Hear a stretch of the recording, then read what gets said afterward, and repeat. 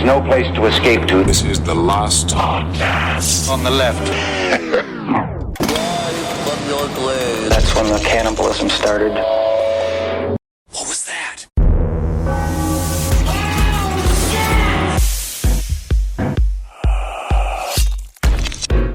Oh, God. Okay, boys. We're planning the perfect murder. All right, we're planning the perfect murder. Well, we already failed because this is recorded. Oh, fuck! No, but if we are gonna, I say the perfect murder on someone that no one cares about when they go missing, right? Yeah. Right? Okay. But now these days, but honestly, let's leave these poor sex workers alone, right? Great. Because they're great, you know what I mean? Let's leave these children of the rich alone. Sure. Because they've gone through so much. Absolutely. As it is. Not easy. That's why. You know who we need to get? Who? It's the fucking Pillsbury Doughboy. I want to fucking see what his little guts look like. And guess what, man? He's dough. Yeah, man, but he's alive. I want to see what his little fucking donut guts look like. And because guess what? If we fucking kill him and then everyone makes a big, whoa, you can't believe you killed the Pillsbury Doughboy, right? We get another fucking Doe Geppetto to make another one of them. That's called a baker. Yeah, but like if we could get one of them, he can make another one of them, right? You know, I always sort of thought of the Pillsbury Doughboy as like kind of a supernatural being, not a biological being in any way whatsoever. Like Cryptid? someone of more like a ghost, actually, like a spirit, like some like made of protoplasm. Interesting. That's how I always thought of him, at least. Interesting, because I always thought of him kind of like as like a golem. I Yeah. thought that he was like a built, constructed, like a Pinocchio. Yeah. Where he is made by somebody who wanted to fuck something that was young, but he knew that if he made it out of dough, he could. Yeah. And then there'd be no evidence because you just close up the hole by just mushing all the dough back into its old place. I always thought he was just a contrived product to make kids eat Pillsbury dough. What the fuck? I know. Isn't that crazy? Welcome to the last podcast on the left, everyone. I am Ben Kissel, hanging out with Henry Zabrowski, Marcus Parks. My voice is gone from this weekend in Nashville, so I apologize if your ears aren't getting your usual succulent tones. Oh, God. Oh, God. Oink, oink. All right, everyone. Today we are on to Leopold and Loeb, part 3. I know, Kissel, your voice is gone, but I will say, at some point, your catchphrases have to change from various animal noises. I just did an oink, oink.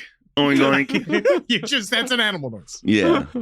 So when we last left Nathan Leopold and Richard Loeb, they had not only fully confessed to killing Bobby Franks in great detail, they'd also literally walked the police through the entire day of the murder, from buying the weapon to disposing of the body.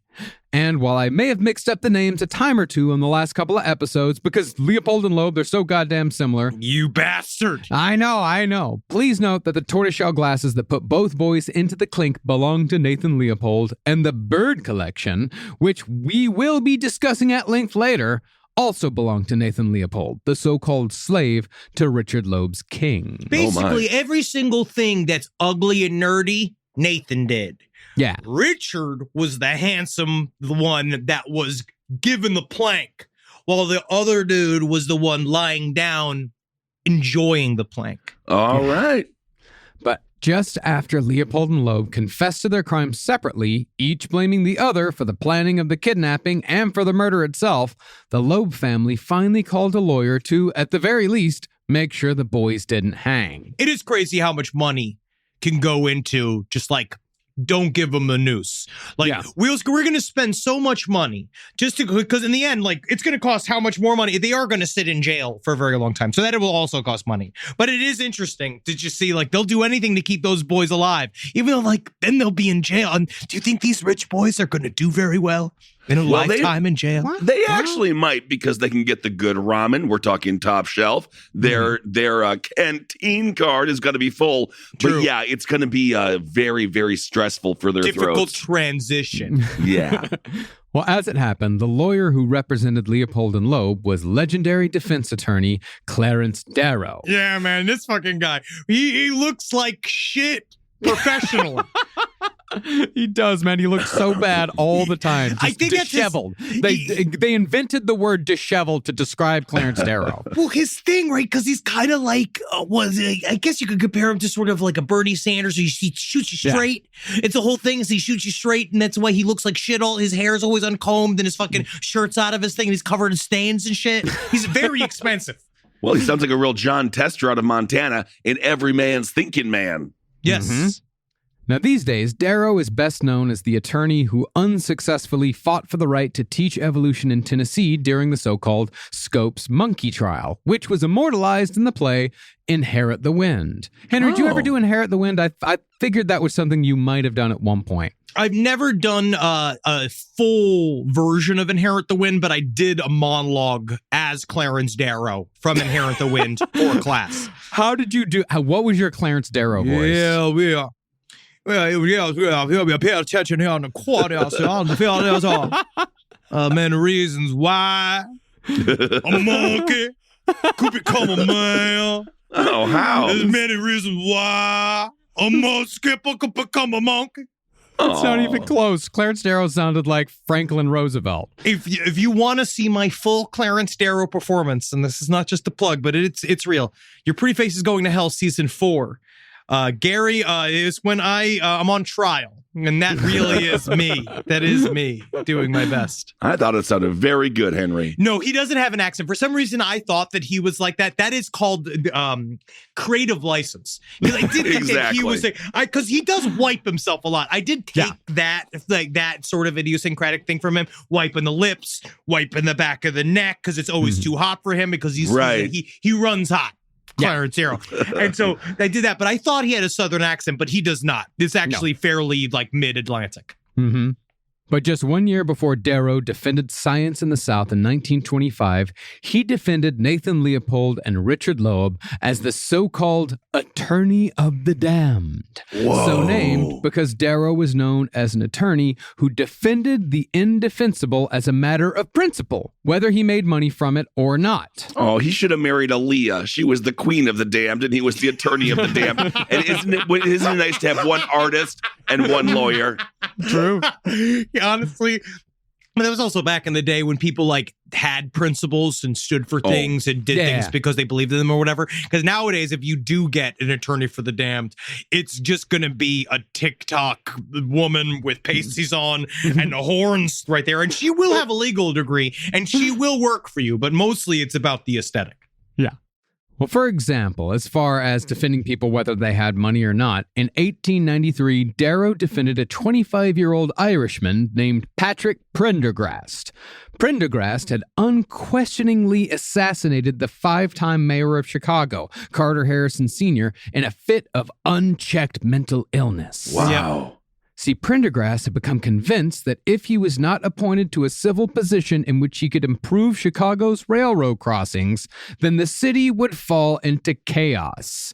And Prendergast wrote a multitude of letters to Harrison asserting this false belief. Oh my God, it's the first ever internet fan. No! Like he had he literally was like, I know how to fix these railroads. We got to turn them into spaghetti. I am sick and tired of all of these railroads not being made out of spaghetti and me not being made the czar of spaghetti railroads. Ooh, I love it. Train with meatballs coming through. And thankfully, I can legally go purchase this gun. Oh, fantastic. But when Harrison was reelected to a non-consecutive 5th term in 1893 and Prendergast did not get his appointment, Prendergast talked his way into the mayor's home and fatally shot him 3 times. Hey, it's just me, your friendly Irish chimney sweep. Yes. They just let anybody in back in the day. They just like, hey, oh, you got to let me inside. What were you here for again, sir? You gotta clean your holes. You gotta clean we don't even have a chimney, though. Yeah, let me inside for just a second because you can see I'm going to melt in the rain. No problem. And the worst part was that he shot him while the mayor was taking a nap. That seems like the worst time to die. At least he didn't know. Well, I'm sure he woke up before he died. Do you? Unless you get shot in the head. That's how I would do it. I put the gun right up to your sleeping head and blow your brains out that way so that you die dreaming. But that's just because I'm a nice guy. I'm a nice guy, and I'm just, I'm a neighborhood guy. Yeah. Now, Darrow argued that Prendergast was insane and should therefore at least be spared the hangman's rope. But the jury disagreed, and Prendergast was hanged for murder, which haunted Darrow for years afterward. See, Darrow was an early and vocal opponent of the death penalty in America, rightfully referring to it as state-sanctioned murder, a barbaric relic that had no place in modern society. Now, Mr. Parks, I'm actually going to be able to use my weird voice here for a little character work named Priscilla. I'm a hang woman or a hang bitch, whatever you want to call hang me. Bitch. Either way, I don't appreciate you saying hang man. I've killed more fucking men than most people could ever even imagine. So fuck you. And I'm going to go masturbate thinking about other large women. Thank you so much for bringing the hang bitch community to the table. No problem. Because this has really been because again, we're inclusive here and we want all of you to be seated here at our cornucopia. My name is Priscilla Marlborough Winston. Oh, good. Yes. Not related or related? Addicted. Oh, okay. Well, partly, Darrow's belief came from the absolute fact that innocent people are executed far more often than death penalty advocates would like to admit. We know that to this day. Oh, yes. But mostly, Darrow's deeply held principles were inspired by a surprisingly progressive yet ridiculously titled book written in 1886 called Our Penal Machinery and Its Victims. Yeah, my poor, beautiful wife has to deal with my penal machinery 3 times a week. Wow, 3 whole really times a week. It's good. Wow. Oh, yeah. Amazing. Yeah. Penal Machinery. I love that band. Great tunes. See, the author of that book, John Altgeld, former governor of Illinois, had found through extensive research that criminal behavior was less of a conscious choice made freely than a matter of upbringing, education, and environment. Based on his studies, Altgeld found that the overwhelming majority of incarcerated criminals had grown up in poverty. They were raised in families where one or both parents were absent, and they were without the benefits of education, schooling, or discipline. Bereft of any other options, many of these men had turned to crime to survive. Now, for most of us, we all hear this and we say, no fucking shit. No shit. You're like, exactly. Yeah, this is the problem. This is the thing that we're dealing with. This is why there's a classist problem in America that does fuck with people's lives. Yeah. All I heard you say, Marcus, was honeycombs for dinner. Sweet. Well, we hear that today and we say, no shit. You know, many people know this as fact. We know that this is just the way shit works. But in the late 19th century, this was revolutionary stuff. Nobody had ever talked about this type of thing before. And this was especially because cities and society as a whole were both evolving into the modern world that we all live in today. People were moving from farmlands into the cities more and more often. They were becoming major hubs of humanity, and they just happened to start to find out, hey, we might have to figure out how to deal with all of these people like they're humans and not like they're just a bunch of like cogs in a machine. Now, they definitely went to the extreme. Like Clarence Darrow believed truly that nobody made the choice to be a criminal. Like, he fully believed that, where now we know that that's very, we'll get into it, but we now know that that's very varied. Yeah. Let's not get too far. Now, Clarence Darrow was a fountain of compassion if ever there was one, and he put the beliefs inspired by Altgeld's book into practice, defending everyone from the poorest sex worker to the richest corrupt politician. And he defended plenty of murderers in between. Yes. That must have been a fun day for the politician when he's like, hey, Barbara, you're here too. Same lawyer, huh? Awesome. Nice. Also, man, at the same time is like, how does that happen? Because you remember Johnny Cochran back in the day? Yeah. Like those style of lawyers where like, don't you realize like how much deep shit you're in? If they're your lawyer, we're like, that's the thing, is that by the time you get the best lawyer in the world, it's because you are extremely guilty of massive crimes. Well, not necessarily innocent until proven guilty. You're right. Yeah. Well, I mean, Henry, what you said earlier about like Darrow's belief and like it's a little bit more complicated and a little bit more nuanced than that. It's not necessarily that they had no free will. He believed that free will, as we think of it, is somewhat of an illusion. Sure. It's not necessarily that we have some sort of ordained path or that we have a fate that we can't escape. For what he believed is that our upbringing and our life experiences almost make our decisions for us. Not in that we don't have any free will or we have no choice or anything like that. It's just that how we see the world is that's kind of the sphere in which we take all of our opinions, we take our decision-making processes, and people that grow up in a world where there's not a lot of choices, the idea that we can make any choice at all, the complete and total free will, that doesn't occur to us because we don't have complete and total free will. And now his great-great-great-grandson is in Union Square screaming about how we all live in a simulation. And I just want to say this. Sometimes if we do live in a simulation, hit pause on some of your characters and mute. Come on. Let him rest. Hit fast forward. Hit fast forward. Also, though, it's kind of interesting because you have little shitface, ratfuck, right? Super into Freddy Nachos. Interesting that he's falling onto the belief systems of Clarence Darrow to save him from the hangman's noose when Freddy Nachos would say, as a matter of fact, all we have is our individual will and the need to rise to power. And actually, you must take control of your own life and change yourself no matter what your circumstances are. So it's interesting about what they'll do when the time comes for the court man to come a-ringing. I'm going to Nietzsche a little drink after that. Woo, you still got it. And here's the other thing, too, is that, it may sound like Darrow believes that all responsibility should be removed from every criminal act. And that absolutely was not the case.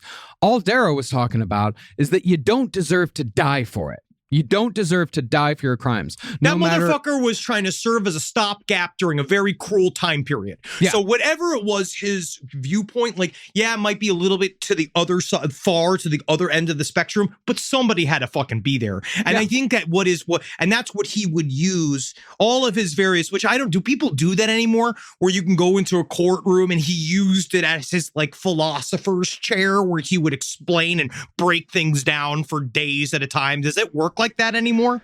I don't think so. If there is people doing that, we're not fucking paying attention to them. Yeah, they're just some kind of nerd doing policy and changing the world or fucking some shit.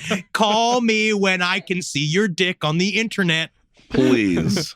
Yeah, I mean, that's essentially what Darrow is trying to say. It's another version of not your fault, but it is your responsibility. It's not your fault. It is your responsibility that you committed that crime, but it's not your fault. And therefore, we shouldn't be putting you in front of the firing squad for it. Now, this view, of course, takes a fair amount of sympathy and compassion for your fellow man. But if you're inclined towards this view, then you're also probably more inclined to feel more sympathy for someone who grew up in poverty than for, say, the sons of multimillionaires, people like Leopold and Loeb. Yeah, so we talked about it at the very beginning of the series, which is why would these two people who seemingly had everything at their fingertips, the entire world, why would they do this just to fuck up a bunch of people's lives? Right. But to Clarence Darrow's great credit, he did not cherry pick his beliefs in any way whatsoever. He reasoned that when it came to negative influences that shaped behavior, it didn't matter if you grew up poor or if you grew up rich. While it was much more likely that poverty would produce the external stimuli that created criminal behavior, certain circumstances in wealthy families could create monsters of an entirely different stripe. Namely, Darrow believed that it was these circumstances that created Leopold and Loeb. Now, on the other side of the courtroom in the Leopold and Loeb murder trial was the aforementioned state's attorney, Robert Crowe. Crowe believed that Darrow's sociological arguments were total horseshit. Yeah, Crowe's this old-fashioned son of a fucking bitch, man. Yeah. Crowe was described as unscrupulous, cynical, cunning, and devious, concerned mostly with the accumulation of power through the arrest, incarceration, and, if warranted, execution of Chicago's criminals. I mean, they were actively in a street war. against gangs. So like, that's also the difference too, is that while all of this is happening, like this, I think we set the tone last week, but like while this whole scenario is playing out, this celebrity trial, it's like Chicago, the city's eating itself. Whoa. Like the whole thing's falling apart. Yeah. But on the other hand, Crow is not able to convict or even arrest any of those guys that are committing those gangland murders. So he's using the Leopold and Loeb trial as a shiny little toy saying, look over here, look over here, look over here. Yeah. And he's pushing for the death penalty for all of the wrong reasons. See, Crow's sights were set squarely on the mayor's office, and Crow believed that people had the free will to choose criminal behavior the way the rest of us would choose where to eat lunch. Simple as that. Well, it's not that simple. I mean, we've gotten into massive fights over where to eat. That's honestly, mostly our fights are about lunch. Yeah. Now, while Crow and Darrow were preparing to battle it out in court, Leopold and Loeb still seemed as if they hadn't fully grasped the weight of their own situation just yet, and continued to approach life from behind bars as a couple of gadabouts. They're very Menendez Brothers style, just fucking loving every minute of it. Wow. Just loving it. In a letter to his parents, Richard Loeb wrote of how he had made captain of the 7th floor prison ball team. Now, what shape ball? Like, this is the thing. Baseball. This is baseball. Okay. Baseball. Yeah. Because a ball team, there's many balls. Yeah. Loeb wrote that his cellmate, by the way, and Loeb described his cellmate as his roommate. Yeah, he described him as a nice chap, even though he only had a high school education. I still a fucking snob. That fucking piece of shit. He sounds like Jodi Arias, kind of. A little bit, yeah. And Richard Loeb wrote about how the jail authorities had been, quote, awfully nice, although Clarence Darrow had very wisely advised Loeb to not ask anyone for any special privileges while he was behind bars. But along with those updates, Loeb also showed a sort of sociopath's contrition, in which he pretended to be absolutely bewildered as to how any of this could have happened. This is what he wrote in a letter to his parents. And by the way, Henry, I'd like you to read this verbatim. Yes. Oh, yeah. There's not just much so room. Everyone knows. Truly, there's not much room for improv in this. Of course, dear Mumpsy. I don't even know how to pronounce Mumpsy. Mumpsy and Popsy. Of course, dear Mumpsy and Popsy. This thing's all too terrible. I've thought and thought about it, and even now I do not seem to be able to understand it. I just cannot seem to figure out how it all came about. One thing I am certain, though, is that I have no one to blame but myself. I am afraid that you two may try and put the blame upon your own shoulders, and I know that I am alone to blame. I never was frank with you, Mumpsy, Popsy dear. And had you suspected anything and came and talked to me, I would undoubtedly have denied everything and just gone on just the same. You know, the nice thing is his parents must have read that letter and felt like they did a pretty good job. You know, I love being called Mumpsy. Mumpsy. I love my favorite. Mumpsy. Yeah, it definitely sounds like the female Igor. And that's allowed. But I actually I read an account of him as a younger man that they try to put forth during the trial of like why they felt that Richard might be nicer than they thought, you know, like all this stuff. And it was all about how he had gotten into a car accident with a girl that he was in school with, and she got severely injured. And they talked about how when he found out that she got severely injured, this is what they said made him a good guy, is that he threw up and fainted in the hospital room. And everyone's like, oh, it's because of the care that he felt over the woman. And I was like, no, dude, he thought he was going to jail. Like, maybe that's what was happening. Like, well, he did not. I don't think the man had a single thought for another human being inside of his body. Well, technically, he is nicer than Ted Kennedy. You're right. You're right. That's he good. just kept driving. He just kept on running away. I must have been a squirrel. Must have been some kind of woman-shaped squirrel. Well, it's also the performative nature of the sociopath, because the sociopath only does an action if it benefits him or her in some way or another. So it could be that, Richard saw that there was an advantage to him crying and throwing up and passing out at the hospital. Who knows what the fuck that was, but it's certainly not proof that he's a good person. Well, it's not easy to just randomly throw up. He's not Draws from the WWE back in the 90s who did end up in a wheelchair, ironically enough. But it's not easy to just puke when you're thinking about puking. How is that ironic? How is it ironic? Yeah, how is it ironic? Because he threw up when the girl was in a wheelchair after the car accident. That's coincidental. That's a coincidence. Okay, fucking Alanis. I just thought his character was somebody who would never, ever, ever, ever, ever throw up because he doesn't biologically have a throat. Or somebody who, like, every time he threw up, he ended up in a wheel. Like, he threw up so much that he had to use a wheelchair. Like, that would be closer to irony. Man, do you ever had 10,000 spoons and all you need is a knife? I'll fucking suck your cock in a movie theater right now. But as Richard was trying to rope his parents into a sympathy trap, the police were hard at work trying to pin as many unsolved murders as they could on Leopold and Loeb, reasoning that if they committed one murder for the thrill of it, they might have committed several more crimes for the same reason. Yeah.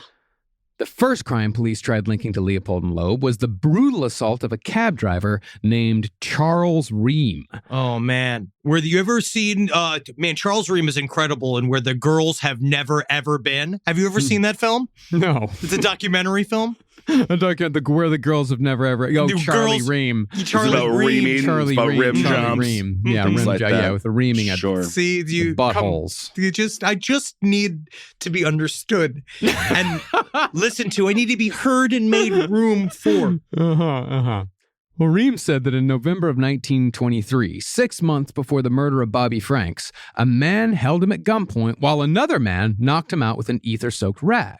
When Ream woke up hours later near a set of railroad tracks, he was bruised, bloody, and worst of all, castrated. That is worst of all. Whoa, that is the worst. Yeah. Especially just because, that's a rough Tuesday. That's a real rough Tuesday. Rougher than 9/11, I think, for him. For him. Like, roughest Tuesday he'd have seen that year. If it happened in the same year, he'd be like, I sure wish I didn't wake up next to that railroad with my balls cut off. But 9/11 is pretty bad. You're right. Well, he doesn't know about that yet. But then Henry's idea of the spaghetti track probably wasn't real either. So he didn't even have a spaghetti. No. Because then he could have made a little spaghetti dick. And he still would have been sad and penisless. Yeah. And he would have a bunch of spaghetti in his pants, and people would try to ignore him and try not to acknowledge him as he cried, and he was covered in sauce, and you just have to go like, sir, like, do you want beans with that, or like, do you want rice and beans? And now he's Charlie Spaghetti Pants for the rest of his life. Yeah. And then he just hugs everyone really too aggressively, and he's like, I'm Italian. It's wet. I'm wet. Well, concerning Leopold and Loeb, Ream had woken up about a mile from the drainage pipe where the corpse of Bobby Franks had been dumped. Interesting, but not definitive. No. Then there was the killing of a 23-year-old University of Chicago student named Freeman Tracy. Tracy had disappeared from the streets of Chicago within weeks of the attack on Reams, and Tracy's body was found with a single gunshot to the head. The gun used to kill Freeman Tracy was the same kind of revolver owned by Nathan Leopold. Again, interesting, but not definitive. It just seems Chicago's a pretty violent place. Yeah. Right. You also had Louise Holy, who was kidnapped, raped, and let go on the outskirts of Chicago just 3 months before Bobby Franks was killed. And finally, you had Melvin Wolfe, who was last seen near the Harvard School for Boys, where Bobby Franks was kidnapped and was soon after found decomposing in Lake Michigan. Now, there were tenuous links to Leopold and Loeb from these crimes. Both Charles Ream and Louise Holy said that Leopold and Loeb were their attackers, but of course that was only after Leopold and Loeb became extremely famous. But when we look at the human element here, none of these crimes match Leopold and Loeb's psychology or personality, because Leopold and Loeb were fucking cowards. They chose a child to kidnap because a child was less likely to successfully fight back, and all of the victims in these other crimes were full-grown adults. Yes, they were amateurs and shitheads, and did not want they didn't want any problems, and they wanted it to be over quickly. And they knew if they preyed on someone extremely vulnerable, that it would be much easier for them to do the quote unquote perfect crime. Mm. Well, even though the links were tenuous, these 4 crimes would later be used by the prosecution as a key component of Leopold and Loeb's relationship. Crow would argue that Nathan used these crimes to blackmail Richard into a sexual relationship, and as a result, Loeb had even thought about killing Leopold to get out from under the proverbial sword hanging above his head, or at least that's what Loeb claimed, and Loeb did his best to bolster this claim. In an interview with a psychiatrist, Loeb claimed that he'd been afraid of Leopold, which of course made Loeb the real victim here. Sure. Oh. And it made Nathan even more of a villain, because even the prosecution was trying throughout to make Nathan Leopold the main villain of this case. He was definitely they made him out to be the mastermind of the pair. I kind of want to put a little bit on his face. Yeah. He's the Seriously. evil-looking one. He's He the looks evil-looking one. And he's an asshole. And he's an asshole. Like, if this is the problem, is that if you don't, I went deep into Freddie Nacho's territory and this whole thing trying to understand a little bit more. And truly, he completely misunderstood, specifically, he purposefully misunderstood what he was reading Well, to use it as a apply it to justification. life. Yeah, to apply it to his life. But what's interesting is when I was reading is that the various people in talking to the investigators, right? Like the various people that Clarence Darrow hired to talk to all of them, psychotherapists, the scientists, they all actually kind of believed Nathan because they felt that he was a straight shooter. Like he was saying all of this stuff out loud. Like the one thing was interesting, he blamed his homosexual on just being so horny his dick had to go anywhere. Which is interesting because, you know, and that was also, he's just making like it was hard to come out at the time. And talk about it openly. But yes, he said that he was just so horny that Richard would kind of alleviate of his symptoms, is basically what he said. But in the end, the old-fashioned way, Marcus. I see that wink in your eye. It's a wink. It's like, alleviate his symptoms, which is just balls full of cum. Oh, my balls are full of cum, and I need to go to the doctor and get my treatment. I must get my devils. I call it the devils. The devils have to come out of my balls for me to focus on the day. Like I have to move forward. Come over and see me. My name is Dr. Teeth. Oh no, it's Priscilla. Oh no, it's the hang bitch. Yeah. But even though these crimes were mentioned at trial, neither Leopold nor Loeb were charged with any of them. Now, when it came to media attention for this trial, it wasn't just the American press that went all in. Reporters came from as far away as Australia to cover the proceedings, and because of the worldwide interest, it was proposed that the trial be broadcast in its entirety on the radio. Great. Now, private radio ownership was still in early days in 1924. Not too many people had them, but Chicago had already heard enough about Leopold and Loeb's relationship to know that there was most likely going to be a heavily sexual slant to the proceedings. We're going to say the words bummery. We're going to say the word backscutlery. We're going to say making ye old icing on the, I don't know. I don't fucking know what we're going to say. But it is interesting. On the cinnamon buns. Yeah. You're right. And there was also a rumor that Leopold and Loeb had sexually abused the corpse, which would, of course, be mentioned at trial. Therefore, if it was broadcast on public airways, it would be possible that children would have heard all about the middle finger we mentioned last episode. Oh, yeah. And that's not how you want them to hear about it. No. You want to be able to sit your family down at home and explain to them one-on-one, mother and father to child, about how many fingers can go up the butthole of a dead body. Every family has to have that conversation. Yes, and I remember when I had it. I was 5. Mm-hmm. But what really put the kibosh on the whole idea was more the fact that in those days, the general public had no real idea of how a trial was conducted. And specifically, they had no idea how attorneys conducted themselves during trial. See, the exchange between defense and prosecution was not as dignified as people imagined it to be in those days. And a Superior Court judge believed that if the public actually heard just how vulgar an American courtroom could be, they'd have an even greater contempt for the law than what they had after Prohibition had been introduced.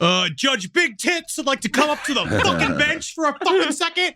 Hey, you listen to me. You want to smell my farts? You dumb cunt-looking baby dick, fuck ass. And it's like, and then you're all the stenographer just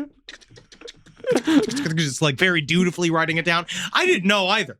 Well, I mean, vulgar in the way that they would insult each other. Like, remember there were days in the Senate, like when men would beat each other with sticks. Of course, that's pre-Civil War days and things were pretty heated then. I want them to fight openly again. That is the only way I view them as remotely honest, is if they're all like fun. I like that in Parliament where they're all yelling and throwing cups at each other and shit. It's nice. But therefore, the trial was not broadcast, and the public had to make do with daily reports from the dozens of newspapers that cover the proceedings day after day. Now, in the beginning, Clarence Darrow had a vague plan of pleading not guilty, possibly by reason of insanity, because it was the only option left after Leopold and Loeb had confessed to everything so thoroughly. So, to determine if this was indeed a viable option, Darrow brought in a slew of medical, scientific, and psychological experts to examine Leopold and Loeb from head to toe, inside and out. Oh yeah, man! They did the whole telescope. Mm-hmm. They got you. Go there. It's amazing. The scientific experts studied the boys' endocrine system, endocrine system, including their thyroid glands, their pineal glands, their adrenal glands, and their thymus glands, all to see if an imbalance might have contributed to Leopold and Loeb's behavior. The glands always hold the hands. That's what they say. Yes. And after the glands were examined and the results were found to be interesting but inconclusive. There's glands here. There are. Did you have any clue how many glands are? Honestly, I didn't know we had like 9 of them. Yeah. Well, it was interesting in that, Leopold had weird glands, but Loeb did not have weird glands. That doesn't even mean anything. Are Holden's bumps glands? No, those are cysts. They're not supposed to be there. A gland was a part of the package when you came out the vagina. What Holden has are accessories as some part of, I guess, some Excelsior plan his parents signed up for when he was born. Interesting. Rise from your grave. A roast as dark as the night, perfect for fueling the cryptid research and mad ravings required for your podcasting. Don't mind the red eyes. He's just trying to warn you of the bridge. The bridge. Finally, from the caffeine-addled brains of Spring Hill Jack Coffee and Last Podcast on the Left, we bring you Mothman's Red Eye Blend. Yes, delicious Panama beans. Go to lastpodcastmerch.com to order yours today. Well, after the glands were examined and the results were found to be interesting but inconclusive. You wouldn't even believe there's like 9 of them in here. Yeah, don't you know I'm not only just a hang bitch, I'm also a gland bitch. Yeah. And I've licked every one of their glands, and I'll tell you one thing, not guilty. Yeah, that hang bitch is the wisest woman I've ever met. Yes. Thank you for calling me a woman, by the way. Most people call me much more derogatory terms. Thank you. Well, Nathan's glands were found, they were like, well, Nathan's glands are like fucking weird, bro, but like Loeb's glands are normal, so they couldn't use any of that. They couldn't use glands in the argument. But after they examined the glands, an X-ray machine was brought inside the Cook County Jail to examine Richard and Nathan's bone structure. And interestingly, Nathan's skull did show an abnormality. At the age of 19, Nathan had a hardening of the cartilage that typically occurred in people between the ages of 30 and 45. And his pineal gland, which, as far as its function goes, still a fucking mystery. We still don't really know what the pineal gland does. Know. Isn't that wild that we still don't know what the fuck it does? Yeah, but it was found that Nathan's was prematurely hardened and calcified. Interestingly, the pineal gland is believed by some to be the so-called third eye that is the gateway to higher consciousness, or the gateway to the collective unconsciousness, which might go some way towards explaining why Nathan Leopold was such a massive asshole. Yeah, that might have something to do with it. It might just be he's a fucking asshole. Yeah. But I did, I looked up, I got really into phrenology for some Right. reason on this Yeah. episode, because I do find it interesting because it's the dumbest shit Yes, on the face of the planet. For those of you who don't know, phrenology is the study of the shape of the skull that's supposed to give all sorts of insights, everything from behavioral shit to what you're supposed to be doing for a living. With your life and shit Yeah. like that. Because the goal is that it's definitely like a precursor to eugenics. Yes, like the idea without that a doubt. that we are just like, again, machine creatures, that we're not like humans with autonomy, that we just like walk around like robots.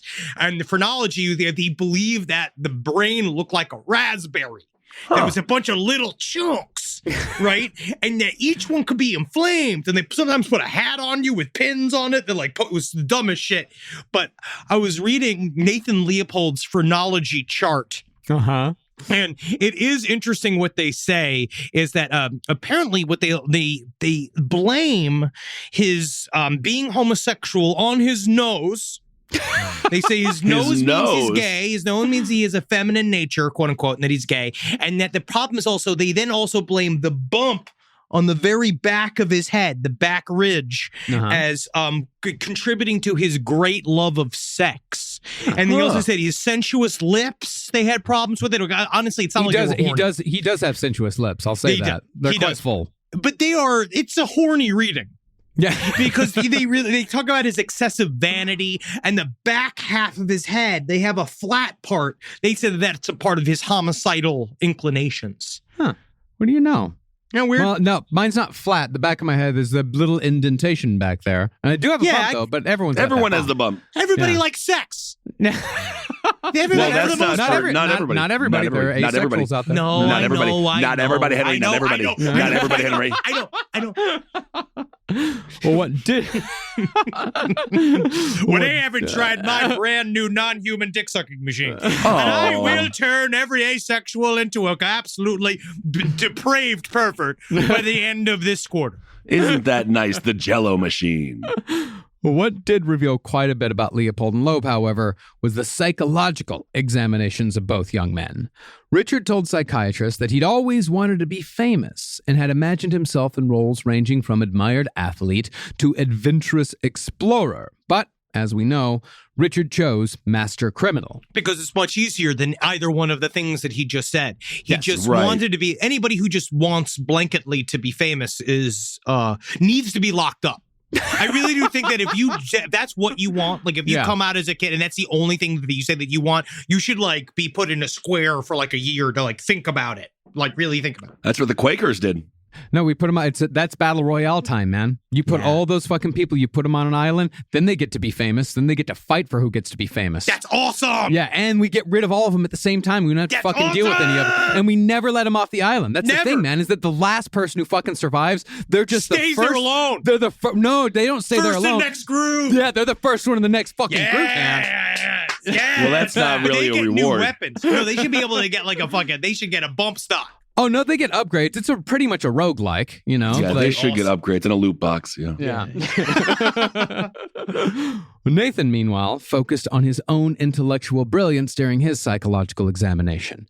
He bragged that he'd learned a dead language from Italy called Umbrian, specifically because it emphasized his status as an individual that existed above the common rabble. The best part of learning a language that doesn't exist is that I don't get to talk to anybody. Oh, very nice. Can't even physically make a friend if I wanted to.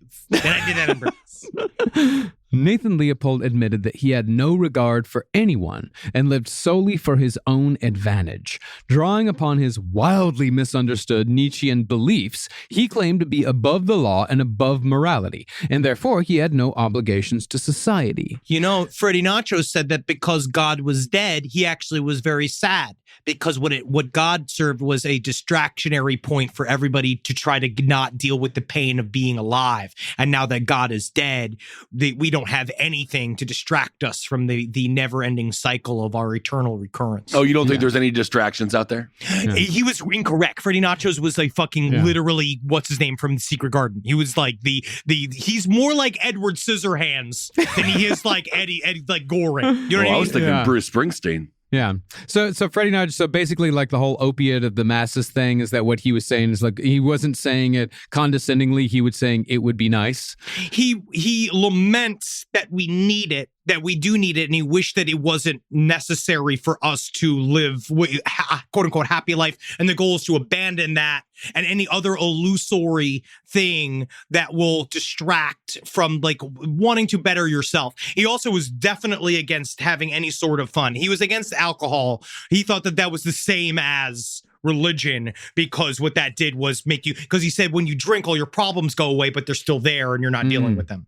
Interesting. Yeah, but I mean, he's a nerd. He's a fucking Isn't that nerd. amazing though? But then they do go away, don't they? It's the things, they do go away. Yeah. It does work. But no, and so yeah, he's just, he's very sickly and he was very upset. But he was always thankful for his sickness because he said it allowed him, the pain that he lived with allowed him constant opportunities to change. Interesting. Yep, it's sad. It's fucked up, dumb. It's a horrible life he left. Yeah, It sounds was like horrible. it. Well, as far as the murder of Bobby Franks went, Nathan said that his only regret was that they had failed. In fact, he said that he was not as disappointed with getting caught as he was with missing out on the feeling that getting away with it would have given him. Yeah. Yes, of course. Right, makes sense. Well, as far as fantasies went, though, both Nathan and Richard's were, in a word, confusing. Now, we already covered Loeb's fantasies of being whipped by male prison guards while women looked on. But Leopold's fantasies also involved both a woman and spectators. They just loved a crowd. These guys really just needed to be, if only they could have been comedians. Yeah. And that's the other thing, too, is that Nathan's fantasies, much darker than Richard's fantasies. Because Richard's fantasies are masochistic. They're all inward. Nathan's fantasies, he imagined himself as a German officer in World War I, raping a woman on a table while his soldiers looked on. And he imagined himself watching his soldiers do the same while he directed their actions. And additionally, Nathan and Richard often engaged in a fair amount of rape role play when they had sex together, where Richard would pretend to be drunk and Nathan would pretend to take rough advantage. You ever look at your boyfriend and just say, "What you thinking about?" I wonder what he's thinking about. Literally, for me, I am the meme where it is shoes, but I hope it's not ever this. Yeah. I don't want it to be this. But you know what it all sounds like? It's these silly little rich boy men, these little boys, because they really are mentally like little fucking shithead boys. Mm-hmm. And it's about the fact that they resent their big, powerful daddies. And daddies tell them all what to do. And they can't wait to be big, strong men. And they're gonna be bad. And everyone's gonna be like, ooh, you're bad and mean. You're in charge of me. And mostly unfortunately, they were gonna just walk into being lords of men. They were just about to just walk into these various massive industries and have total control over many people's lives. And then but they didn't want that. They wanted they wanted this garbage.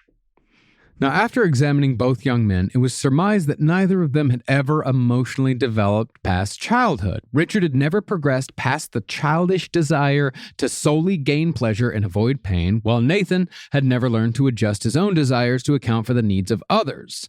However, it was found that while Leopold and Loeb were basically clinical dickheads, no psychiatrist found them insane in the legal sense. And when Clarence Darrow knew that there was no way out because of the confessions, he changed his tactics. And this is crazy, man. When he did change streams, it fucking rocked the world in a way. Like, people couldn't believe that he was doing this. Yeah. Darrow had Leopold and Loeb change their plea to guilty, if only because at this point, the best they could hope for was avoiding the gallows.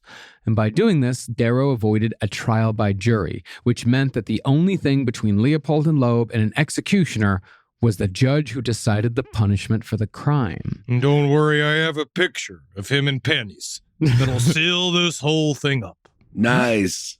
So, to avoid the rope, Darrow used the arguments put forth in our penal machinery and its victims and flipped them, saying that Leopold and Loeb's upbringing and the subsequent ways it fucked them up were mitigating factors and adjudicating punishment. Yeah. And so the trial to decide Leopold and Loeb's fate began with state's attorney Robert Crowe presenting 14 witnesses on the first day, including Bobby's father Jacob, the coroner who examined the body, the pharmacist, the hardware clerk, and the manager of the car rental company, who of course knew Richard as Mort Ballard. I still say I didn't meet Richard that day. I met Mort. And Mort was a good man. And we had a nice, long conversation about the sequel to Game of Thrones. And I love Mort. I don't know who Richard is. You can always trust a Mort. Darrow, meanwhile, didn't cross-examine any of the prosecution's witnesses, and Leopold and Loeb, perhaps playing into Darrow's argument that they were, to put it crudely, all fucked up, they laughed and snickered through the whole thing. That was the thing. It was the two of them. Nothing changes. Nothing changes.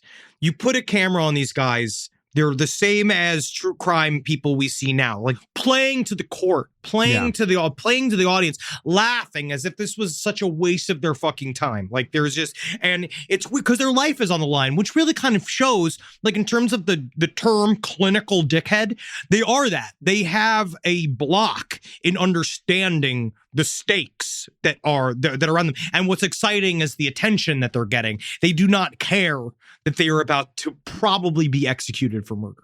Yeah. Now, this lack of cross-examination wasn't surprising considering how none of Darrow's defense rested on arguing against physical evidence or eyewitness testimony. Darrow's entire case was based on psychological factors, but he had to convince the judge that this was a reasonable argument to make in a court of law.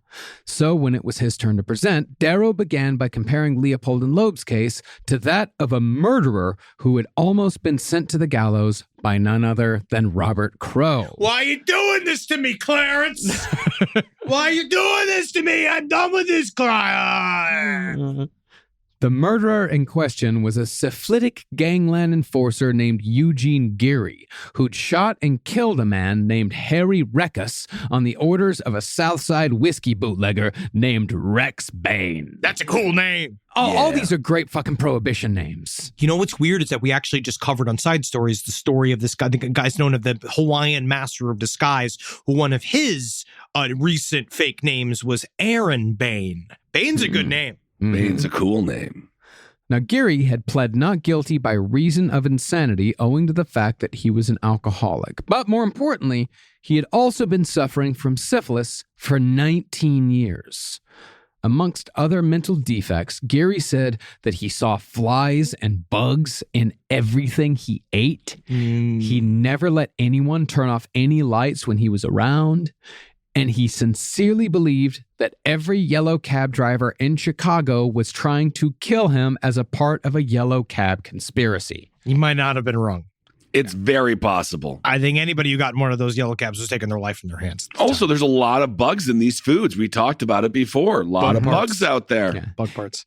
He did actually kill a yellow cab driver, but he was found not guilty of that one. Not guilty. Yeah, he got out of that one. But you know, it's interesting. Again, that's all gang stalking activity. Isn't that interesting that it's the same shit? It's like the same style of breakdown. It's also sort of the plot to Maniac, the OG Maniac, where all of the victims come back to haunt him. Oh, yeah. Yeah. But even though Geary was originally found guilty of killing the gangland member and sentenced to hang, a second trial was held in which a jury determined Geary insane. And he was therefore spared the hangman's rope. Yeah, I am insane. I'm in the middle of being incredibly sane. Wow, isn't that something? Put extremely simply, without getting into a lot of legal maneuvering on both sides, Darrow basically used the Geary case as a precedent that mental illness could be used as a mitigating factor in determining punishment. Or at least he used it as a part of his entire argument. There was a lot that went into it. I don't fucking understand all those lawyer shits. I mean, but it's basically how I get it. But that's the basic idea. From way lawyers have, what they have said to me, so what I saw Cena do, is that you memorize cases so that you could use those examples as precedent in the court. And then everybody weighs them against each other. And then some man that somehow got that job with the big robe on He decides. And Yeah. that's scary. And sometimes many that ways. guy doesn't even have a law degree. Sometimes he's just someone that got elected. He's just a guy. Yeah. Yeah. Sometimes they don't And then wear I think about pants. that. Sometimes. Every single time I'm like, everyone's like, oh, judges need to be respected. Then last night I saw Andrew Zimmern on the new Iron Chef. And I was like, oh, I think that all credibility can be gone now, as far as I'm concerned. Well, that's a judge for a TV cooking show. Is it not the same? Is it not the same? They're kind of that's the only place where justice can happen is in the some ways. courts of Iron Chef. I do think the Beat Bobby Flay is completely and utterly staged. flawed. Yeah, it's staged. Yes. You think so? I think so. I think there needs to be an open investigation to beat Bobby Flay, and I want to look at it. I want to from all sides. I want to talk to Bobby Flay's family. He wins too much. Yes. So once the defense was able to get up and running with establishing the mental states of their clients, a psychiatrist testified that Richard Loeb was, in effect, infantile, somewhere between 4 and 5 years old emotionally. For example, Richard Loeb still talked to his teddy bear as if it was a person. See, this is interesting, is that he is a high society, but he's this guy. He's a snob. He's this college snob, fancier than everybody, but then he literally just goes like, Mr. Boo Bear, are you ready to go to sleep? He's like, me too. Wasn't it hard to kill that child, Mr. Boo Bear? No, it was actually really easy. Yeah, you're right. It was the perfect crime. It's like that movie Ted, but with like a serial killer twist. Yeah. Whoa, save that. Save that. Hold that idea. Well, furthermore, it was argued that Loeb was manipulated into a life of crime by his hard-nosed governess. And I'm not talking about the sexy German one. Nathan had the sexy German governess. Yeah. From what the psychiatrist surmised, Richard's governess hounded him into submission by preventing socialization and placing academic demands on him that were so extreme that Richard had to lie in order to satisfy his cruel mistress. Oh, no, school was too hard. That's why he killed the boy. Oh, I see. And from there, Richard fell into a pattern of pathological lying, which led to his fantasy life as a master criminal who could elude his enemies forever through deceit and subterfuge. It was homework. Yeah. It was then said that Nathan Leopold, the other one, he had been a lonely and unhappy child who had been abandoned by his family to a sexually abusive governess whose overprotectiveness towards an admittedly brilliant child, as much as Nathan Leopold was an asshole, he was fucking brilliant. All of that had resulted in brutal bullying. Yeah, and I mean, if he did get his dick sucked by his nanny, like, that's not, like, great. But still, seriously, I mean, he's gay. Remember, it's gonna fuck you up pretty hard. It's gonna fuck you up. So I feel like, even if you're not gay, it's still gonna fuck you up pretty hard. If you're 12 and a grown woman seduces you, it's not fun. It's not gonna help you. It's not gonna help your standing in society. But still, a lot of people get their dicks sucked by their teachers and shit, and they go on to be like comedians and like a lot of really functional that people. Much. But I'm just saying, like, a lot of people like that. I think a lot of people end up getting. I'm just saying, people who get molested actually don't often kill. No, of course not. But the psychiatrist maintained that this was how Nathan's ultimate fantasy was to be a slave who was also the strongest man in the world, both submissive towards his slave master and dominant over everyone else. You can't have your cake, you need it too. You choose one. That's what I said to him. Don't even get me going on that. I know. And when you put these two personalities together, psychiatrists argued, you had the recipe for murder. Now, Richard needed Nathan's subservience to bolster his image as a master criminal, while Nathan needed Richard to play the role of the king who would come up with plans that put both of them in a superior position. Yeah, like, so it's kind of on you to make me be the slave to a really important guy. You know what I'm saying? So it's kind of on you got to be the important guy. Yeah. So that I can be your fun little sex slave. Okay? Yeah. So you can be worthy of being my master. Yes. And I've actually said this to Natalie because I told her I want to be her erotic butler. And I would do things for her around the house in the nude. And I would do stuff. But then she said that was for me and not for her. Right. Yeah, that makes sense. That's like a gift, gifting a bowling ball with your own name on it. Yeah. What they should, really what they should do is give good, fun recipes to the jurors. Huh. What do you mean? Baked goods, Salisbury steak. For Just what purpose? Just to butter them up a little bit. Oh, you're talking about bribing the jury. You're talking about naked bribery, but with very paltry gifts. Tampering with witnesses. Well, this was the era of gelatin. Oh, yes. So a lot of gelatin recipes. Straight from the hoof. Yeah. Mm-hmm. And of course, when the king faltered, when Richard faltered, Nathan the slave could pick up the slack and keep the plan going because his ultimate purpose was to help the king achieve his goals. That's why the jester was allowed to say his criticisms of the king, because he knew, the jester did speak the truth, didn't he? Mm-hmm. Yeah, but the jester also gets killed like a bunch of times. Should. Yeah, a lot of times I feel like a lot of times the jester's the first to go, Yeah. And of course, we're not saying that all this shit is true. We're not saying that all this shit even holds weight or that it's even worth anything. But what's interesting about all of this analysis of Leopold and Loeb is that the introduction of these ideas into the courtroom also introduced Freudian interpretations of psychology to the American public for the first time. But that's why, in terms of true crime history, this story's really, really important, because you're seeing now as a template for the way these criminals would be approached in court from now on, and how they would, the type of thing you'd go into, how a defense attorney would defend somebody who was obviously guilty of a crime. And we see it to this day. Yeah, it's specifically how a sociopath or a serial killer, somebody like that, is defended.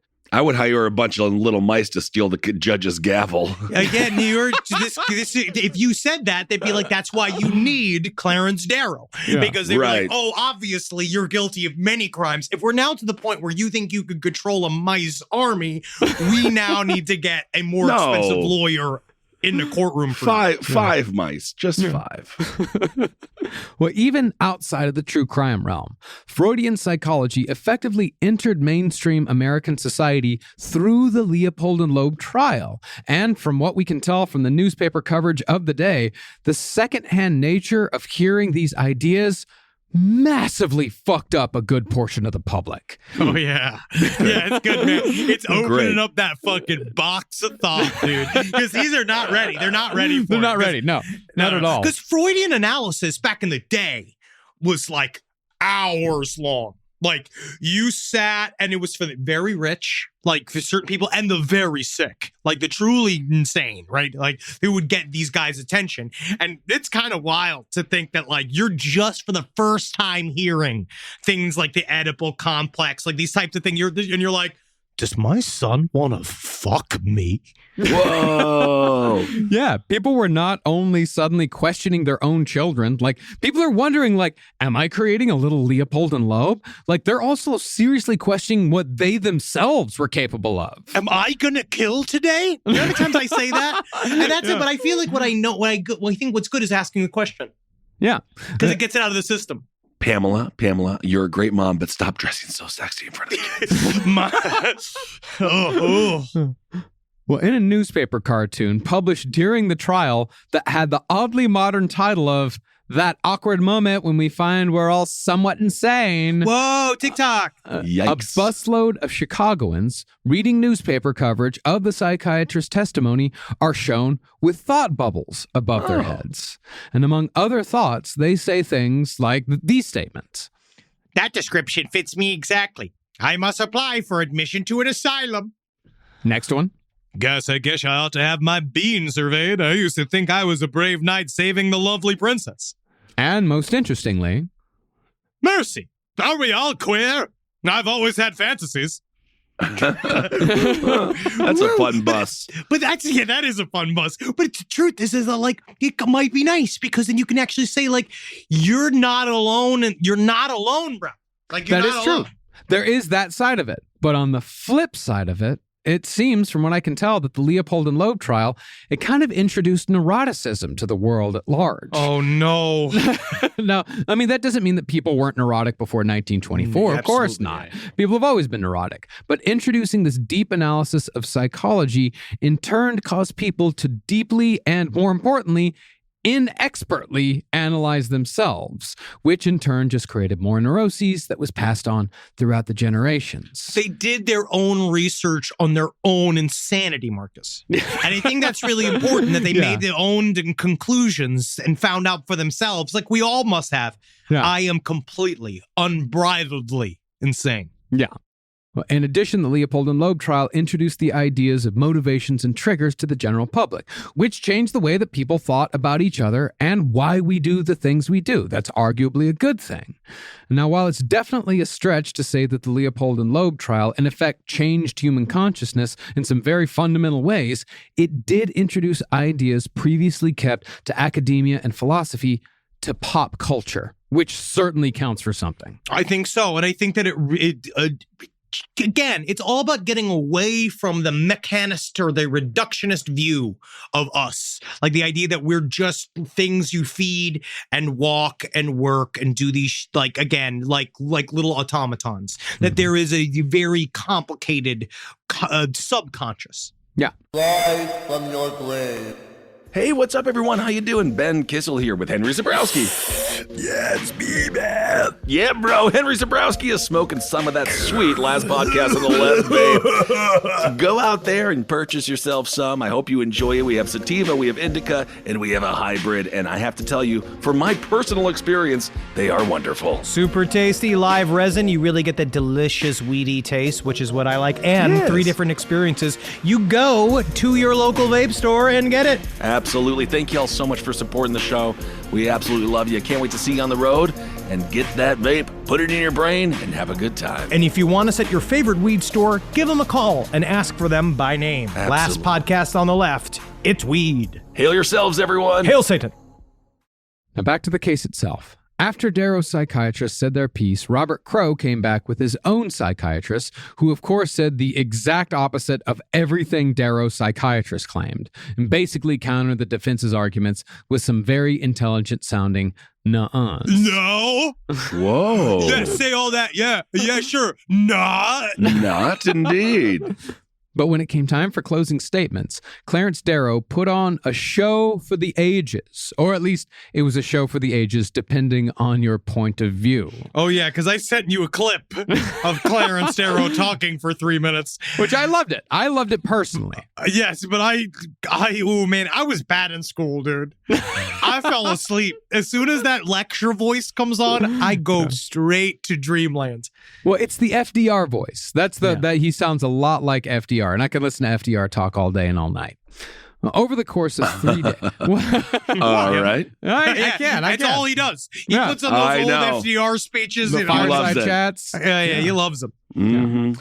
Well, over the course of 3 days, Darrow argued that had Nathan and Richard been from poor families, their guilty plea would have resulted in a life sentence without question or thought, especially since Leopold and Loeb were teenagers when the crime was committed. Did you ever see the Compulsion with Orson Welles? I never watched Compulsion. I've seen Rope a million times. I fucking love Rope. That's one Rope of my favorites. is great. Rope Yeah. is like the cooler version of Compulsion, Yeah. but Orson Welles as Clarence Darrow is pretty fantastic. Because again, he plays Clarence Darrow in a way which always seems like he's just like a man who just missed the bus. It's just like, yeah, and we'll take a look at the case again. Like he just is like, it's sad that it's been raining outside. His sandwich got wet. Oh. Well, to give an example, Darrow stated that in the entire history of Chicago, only 3 out of the 90 people who pled guilty to murder were hanged. But because the Leopold and Loeb case was high profile, the prosecution was merely trying to make a splash with an execution, which had no bearing on actual justice. And strangely, Darrow then pivoted to a bit of a ramble, saying that the biggest factor contributing to the murder of Bobby Franks was, Ben, can you guess it? Penis size. Interesting. I'll give you 3 guesses. Give me 2 more. Number 2 would be ball size. No, No, you're just okay. Well, now you're just moving All down. right. Now you're just moving down the line here. Now, what would be the contributor? What would contribute to the murder of this child? yeah, societally. Societally, yeah. Seinfeld. Whoa, it's a show about nothing. Yeah. What are we? This What is it? existential world we're trapped in. What is it? World War I. Well, I never saw war footage and been like, better go kill a boy. Well, Darrow argued he actually made somewhat of a collective unconsciousness argument. He argued that the war, quote, has left its stains of blood upon every human heart and upon every human. Oh, that's beautiful stuff. It is. It really is. Yeah, and throwing 2 more bodies on the pile, he said, would do no good to anyone. I mean, I basically feel the same way. After all of this time, like, we're still going to let the government kill people? Yeah. You know, like, after all of this time? Now, of course, Darrow's 3-day-long closing arguments have been called everything from brilliant to a disorganized mess. Very little of his psychological or scientific testimony was mentioned, and Darrow used most of his time to rant against the death penalty. Yes, that's the thing, is that all of this money was spent, and all of this time was accrued, measuring their heads, like looking up their assholes, like seriously, like doing full body runs, and then none of it came to. Then it came down to war. What is it good for? Like, that was all he said, which is good. I mean, he needed it, but it is interesting that that was what guys like him could do back in the day, where they could just sit and talk about it like, now we need to talk about why pogs are a phase. Right. A long one, but indeed a phase. Robert Crowe, meanwhile, countered Darrow's argument by saying that the case was high profile because it involved a child. Then he spent much of the rest of his closing arguments talking about the victim's distended anus, which previously had not been mentioned at all. And they were like, cut this closer. All right, I know it worked in Cleveland, okay, but that was a specific night. Sometimes you got to let it go. Absolutely. Well, Crowe took 2 days for his closing statement, and he vastly expanded upon Leopold and Loeb's relationship at the last minute, while also attempting to expose Clarence Darrow as a charismatic fraud. But while both of these men were fighting for their own versions of justice in the closing days, the judge in the case, John Caverly, found that being a part of such a highly publicized trial wasn't all that it was cracked up to be. I don't know. Remember Judge Ito? He loved it. Judge Ito did love it. The dancing Itos. That's a bit of a myth. Judge Ito didn't. The only thing Judge Ito loved was the dancing Itos. He liked the dancing Itos. He liked the dancing Itos, but all the rest of it he hated. It was a murder trial. 2 people almost lost their heads. Yes. But it was kind of funny the way that the Tonight Show was like, but what if the judge dances? They were dancing. Yeah. Well, in the final days, Caverly's wife got a prank phone call from a man claiming to be a police captain who had news that this guy called him and said, "Hey, your husband's been killed at the cemetery. You better go there right now. You better go there right now. You better go." And then when she got there, she found her husband merely chatting with friends, and they had to deal with this shit for the entirety of the trial. Judge Caverly actually became such a figure himself, much like Lance Ito in the OJ trial, that it was reported that a patient at the Illinois Hospital for the Insane roamed the halls of the institution with a razor blade, demanding to speak to Caverly himself. That's not good. It's just the razor blade. Mm-hmm. That's the problem. We would love if you talked to him. You can write a letter.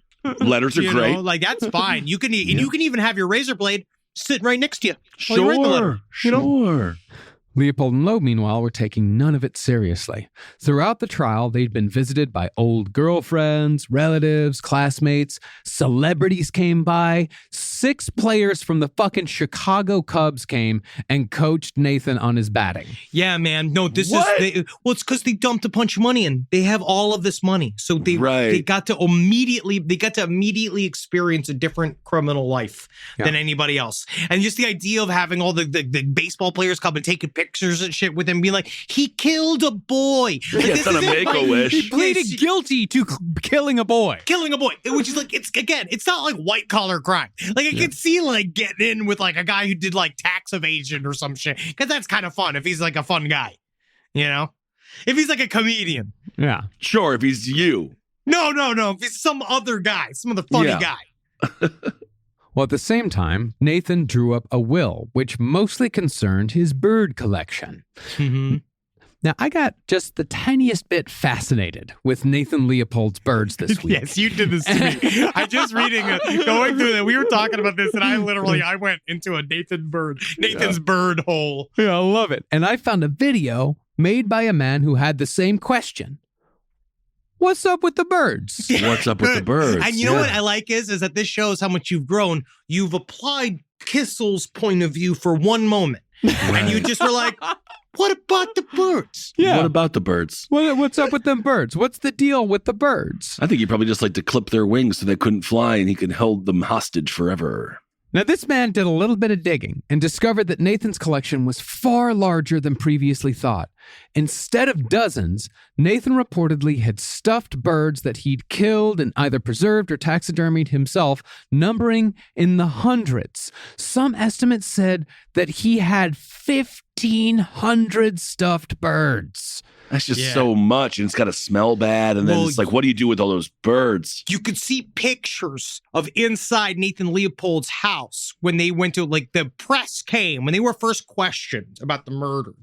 They came to his house and they took these pictures, and to say that it looked chaotic inside of that living room, I think is that's saying it lightly. 1,000 screaming stuffed birds in her tiny room. It's a lot. Yeah, I do feel like you could still hear them screaming if you really pay attention. Well, that's the thing, is that Nathan liked to taxidermy them as if they were screaming. He really loved to make it look like they were screaming. But the other thing is that not every bird was taxidermied, because this was back in the day when these birds were mostly, because you didn't have still photography that worked in the same way that still photography worked today. So if an ornithologist wanted to study a bird, you had to look at a dead bird. So he had these birds that he preserved. And so he just had drawers upon drawers upon drawers. You just open it up. So many dead birds in every drawer. Birds. So weird, man. They're just laying there like little lumps. They're just like little chunks of bird. And it's like, but it's so weird, like the idea of like, I love birds with all my heart. I spend all my days searching for them, hoping to see the barest glance of a bird. Oh, look, it's the speckled greckle. Oh. Where? Like, you have to break its neck and be like, beautiful bird. Yeah, now you I get to have it, and I get to play with its little dead body and lick its little dead bird asshole for the rest of the time. But that's the thing about it, is that even though Nathan did all these as a teenager, the specimens were pretty sharp looking. He knew what the fuck they were doing. And because these bird specimens were highly coveted by the ornithological community, the birds were donated to the Audubon Society of Elgin, Illinois, and they made their way from there to the Elgin Public Museum of Natural History, where many are still on display today. However, none are marked as Nathan Leopold's, because after the public got a little weird about a child murderer's birds being in their town, the museum purposefully lost track of which birds were Nathan's and which ones weren't, which basically told the public, fuck you. Now, if you want to get rid of Nathan's birds, you got to get rid of all the fucking birds. Okay, you got a problem with some of these fucking birds? Guess what? You see this canary? Throw it in the pile. Now I'm shaking it up. You wouldn't even fucking know if this was his bird. I got piles of these dead motherfuckers. All right? And they all look exactly the same. I got 15 of these owls. I got 15 of these robins. You don't fucking know the difference, do you? But the most interesting part about this is that the museum curators did privately pass on information as to which birds did belong to Leopold's. And those birds, strangely enough, they were all taxidermied to appear in the most predatory poses possible. They're all the ones going, Whoa. Now, on the day of the Leopold and Loeb verdict, it's estimated that 5,000 people showed up to the courthouse, and the city was ready for whichever way the judge decided to rule, because no one knew how anyone was going to react to either decision. 14 hours before it was to be announced, the sheriff gathered 70 motorcycle cops, 50 mounted cops, 100 foot cops, 5 squads of detectives, and an unknown number of plainclothes cops to protect the attorneys and the judge, who'd all received threats that ranged from dismemberment to shooting to bombing to actual crucifixion. I'd get some cops that have hands as well. I would. Yes.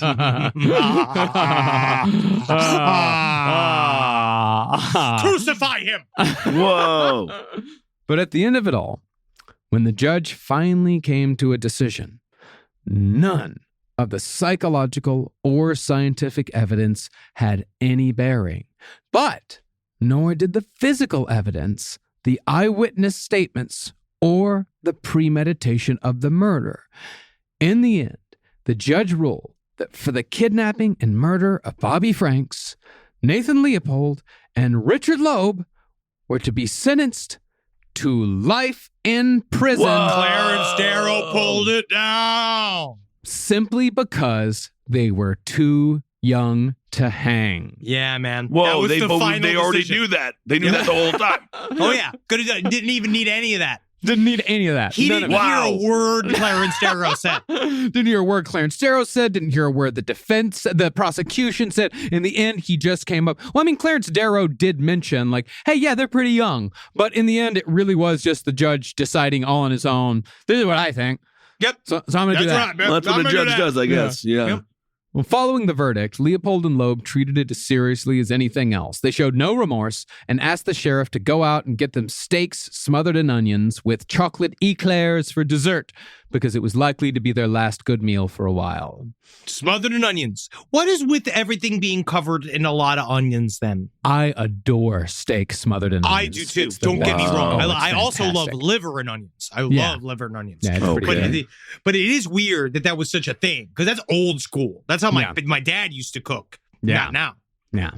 Robert Crowe, meanwhile, couldn't believe the verdict and decried the fact that these men of, quote, loose and immoral character, i.e. homosexuals, these atheists, these Nietzscheans, Exactly. would not be killed for their crimes. Exactly.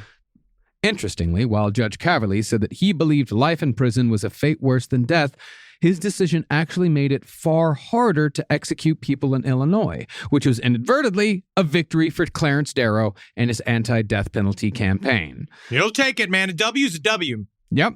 Similarly, the psychological community claimed victory as well, even though their testimonies and analysis had absolutely nothing to do with the eventual outcome of the verdict. But that's the thing. You just claim victory. Yeah. You just claim victory and you just say, hey, at least we got that free lunch. Yep. Yeah. It was kind of nice to meet that baseball team. Mhm. Right? So cool. Yeah. And now people are thinking about their buttholes more than they ever have before. That's Way great. more. That's Mhm. great. Now, after the Leopold and Loeb case, Robert Crowe's career stagnated, then took a downward dive. The murder rate doubled every year that he was state's attorney, while convictions declined. And that was despite a budget that kept pace with the former. Finally, one of Crowe's staff, a man named William McSwiggan, was killed in a gangland shootout while congregating with known gang members at a speakeasy, which effectively killed Crowe's career as well. Yeah, because they were all on the same team. Yeah. Everybody was on the Right. same team in Chicago. Yeah, Interesting. and Crowe couldn't explain why McSwiggan was at the bar, and so the public finally lost faith in him. His last name is McSwiggan. Yeah. I mean, where else If is he going to be? yeah, exactly. If he's not drinking, technically it's like one of those being named like Baker or Cook, Right. where it's like that's what you did forever, right? Like that's what your ancient ancestors did. Where like McSwiggan, that is a alcoholic since the year 9000 BC. That's what my last name is. Kissel. Come here. I don't want. I really don't like that. Get some stick kisses. Yeah, please leave us alone. How does Zabrowski? I'm terrible at parallel parking. What does Zabrowski do? What is Zabrowski actually comes from a. They do believe this is true. Is that my there's a zebra on my crest, Family crest? my family crest, and they think that it might have to do with some kind of Duke version of me owning exotic animals. interesting? Well, that's not. It's interesting that you place yourself I think- in a dukedom. Your Very much ancestors are so. dukes. That's Oh, of that's course. interesting. Yeah. I mean, Were you- certainly were you royalty. fucking I mean- were you fucking Cleopatra in a past life? I have the. You know that I have the body of a leader. So you don't think this doesn't run in That my is true. DNA? And That you don't is think true. there's nothing more Polish than bringing an African creature to Poland to try to live and see how it does in the fucking stone rock fields of Garskars? Oh, poor zebra. Yeah, I do love parks though. That's where that comes from. We were just park rangers way back Just in the like day. parks. And that's Just it. like being parks. outside. Just like just being being outside. Well, Nathan and Richard, meanwhile, after their conviction, they were both sent to the shambling mess that was Joliet Prison, where prisoners were still shitting in buckets and emptying them out daily in a large trough in the prison yard. Within 5 years, though, both men had been transferred to Statesville, where corruption was the order of the day.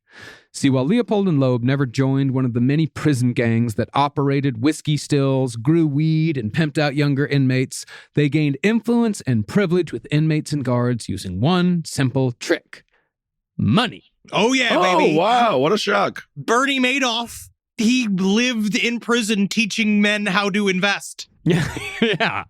Loeb had a permanent deposit of $500 at the prison office, as well as $50 a week from his parents. It's from my parents. Oh. And Leopold wasn't hurting either, making the two of them a part of a small group of inmates who could buy whatever they wanted from the commissary whenever they felt like it. I'm actually really surprised they were allowed to hang out. With other prisoners? No, with themselves. Yeah. I guess it was back in the day. They didn't really care as much as we do now of like separating these types of people. No, they didn't give a shit at all. It's just throw a whole bunch of men into a stone fucking box and then just let them fight it out. Yeah. Yeah. And since Richard Loeb was prison rich and influential, he exchanged cigarettes, alcohol, large cells, and easy prison jobs for sex. Whoa. Conversely, he could also prevent inmates from obtaining these privileges. And that was the sketchy business that led to Richard Loeb's downfall. Yeah, man, I feel like in prison, you don't want to be a gatekeeper. You need to be like kind of open. You need to be kind of like, man, things are groovy here. Just to like try to keep yourself from being murdered. Yeah, that's the word that gets used in prison still to this day. It's groovy. Being groovy, being with it. Yeah, That's me, man. Yeah, I hear the Colorado Supermax is like far out. No, man, fucking just living that jive life, man. There's a pretty good amount of acid you can get in prison, though. So you can just sit there and then you can fantasize. Hydroponic. There's so much stuff you can get. Yeah. Well, in 1935, an inmate named James Day entered Statesville on a 1 to 10 year sentence for armed robbery. Soon, he and Richard started a sexual relationship, although Day wasn't really into it. You think I'm that into it? Yeah, but by continually giving privileges, then threatening to take them away, Loeb manipulated Day into carrying on. This, as it turned out, was an extraordinarily bad idea. On January 26, 1936, Day obtained a razor from another inmate and told Loeb that he'd be taking a shower at noon that day, then casually suggested, wink, wink, you might want to meet me there. Because that's where Boner Town is. Whoa, Boner You know what Town. I'm saying? You know what I'm saying? That's where you and I are going to have some sex. Sex with each other. Okay, cool. Huh? Well, Loeb showed up first and got naked. But when Day entered afterward, the razor was produced, and Day used it to slice open Richard Loeb's neck. Whoa. And Day kept slicing until he'd inflicted 64 wounds all over Richard's body. Loeb died later that day, but possibly because nobody was all that sad about his death, Day was found not guilty of Richard Loeb's murder. They let him do the job of the state. Okay. Nathan, meanwhile, did a much better job at keeping his head down. After Richard's death, Nathan focused on managing the prison school that he and Richard had founded together, and he ended up teaching over 400 inmates before the end of it. He also did whatever he could to earn his release, including participating in the sort of drug testing that the United States government would use years later in the psychedelic realm with MK Ultra. And that's how fucking Leopold and Loeb touches MK Ultra. It's so fucking, man. This show, dude. This show, we've been doing this for so long, and so many things just keep coming full circle. Yeah. Groovy. But back in the 40s, though, they were still using prisoners to test for things like malaria. And Leopold, much to the detriment of his health, allowed himself to be infected in the hopes that it would help with his upcoming parole hearing. Take fucking anything. I'll take it. Fucking give it to me, man. No. Give me the medicine, man. Mm-hmm. But when that hearing came in 1953, Nathan seemed contrite but unaffected, joking that if he got out of prison, he might sell neckties, he might work at a soda fountain. I don't know what I'm going to do, bro. I don't fucking know. Yeah. Maybe not neckties. Maybe that wasn't the maybe right not profession, neckties. because kid was kind of strangled and stuff. Yeah. In other words, he showed no real remorse, and his parole was denied.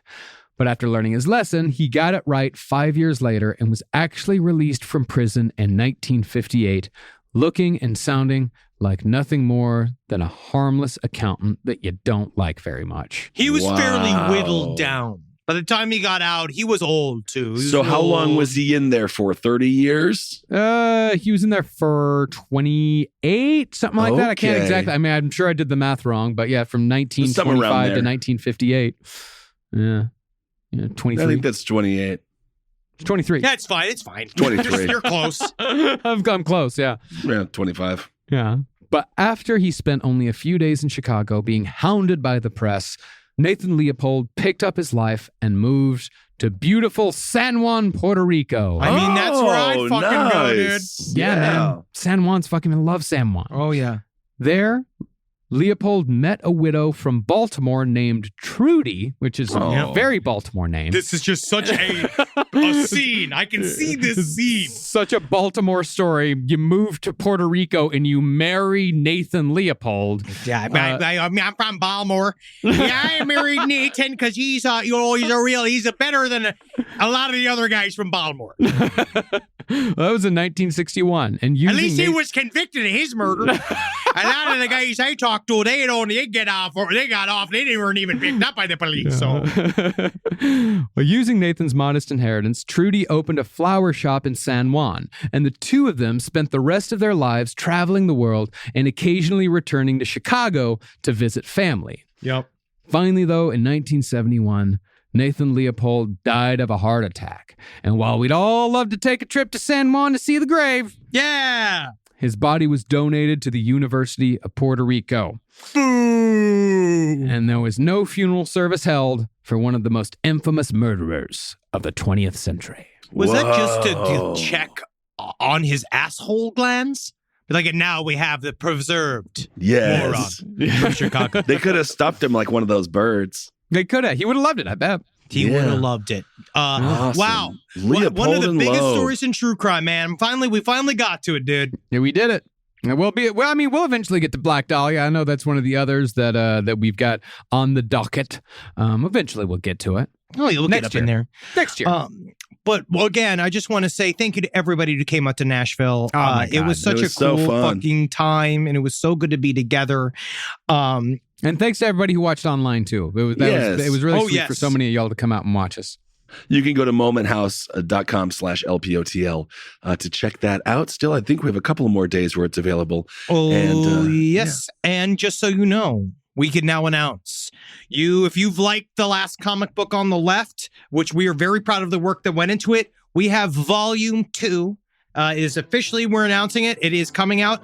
It is going to come out in the winter time, but you can do a pre-order at z2comics.com/LPOTL2. That's the number 2.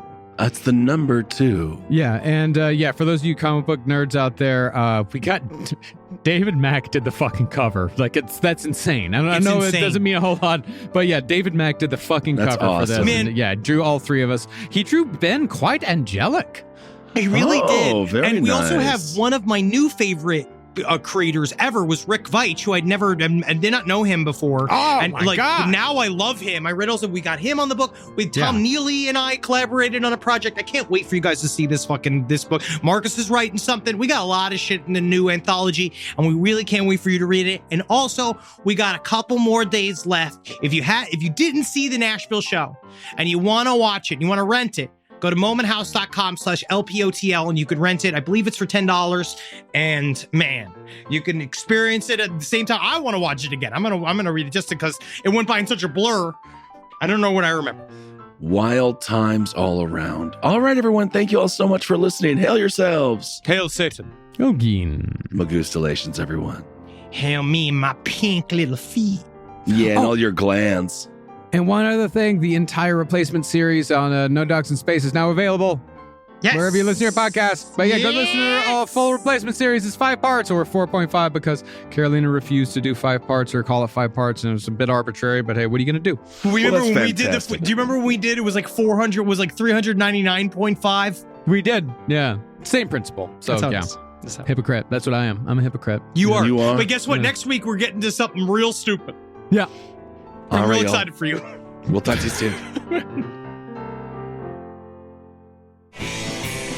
This show is made possible by listeners like you. Thanks to our ad sponsors, you can support our shows by supporting them.